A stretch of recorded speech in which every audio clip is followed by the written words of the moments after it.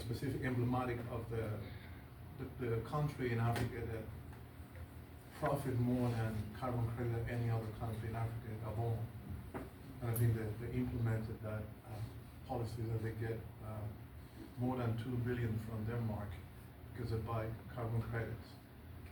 And what happened when you have this incredible amount of money being pumped into the country, but instead to create changes in society, instead to be a force of change, it's become a problem that handicap the life of the people in the country. That kind of the lecture from the second.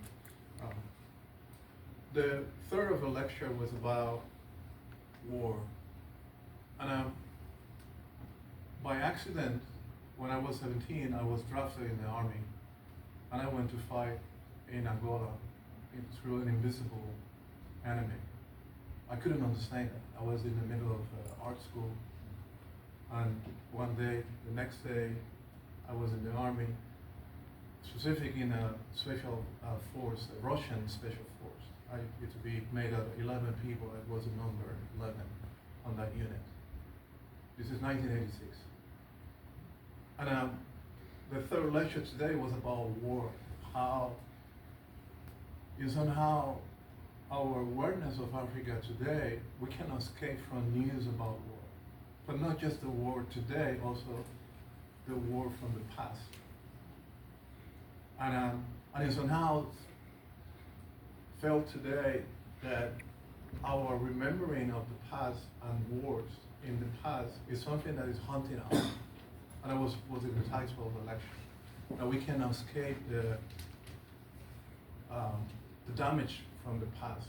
We are not able to complete ourselves without finishing this chapter in our life. And the question is how we move forward from those memories of pain, unresolved issues that have to do with war, that in a way also preventing us to complete ourselves, in a specific version of the countries, or Africa as a whole, as a continent. How we move away from the essentializing view of Africa as a continent rather than to be a specific. That is the number 4 lecture today. It also require us to understand what is to be Igbo in a particular moment in time and in today, kind of force us to think about Africa in a very specific manner. That we should not still talking about Africa as a general thing rather than to understand the particular. And we are the combination of all of the different understanding and manifestation of Africa through the incredible cultural diversity and languages as it was today in lecture number 5. What I try to say here is something I mentioned at the beginning, that the idea of a roadmap for the future begin for us to understanding our differences, to understanding the incredible diversity of cultures in the African continent, and being aware of that rather than to try to highlight this idea of the African continent that become an essence that is very easy to use, it's very easy, it's comfortable.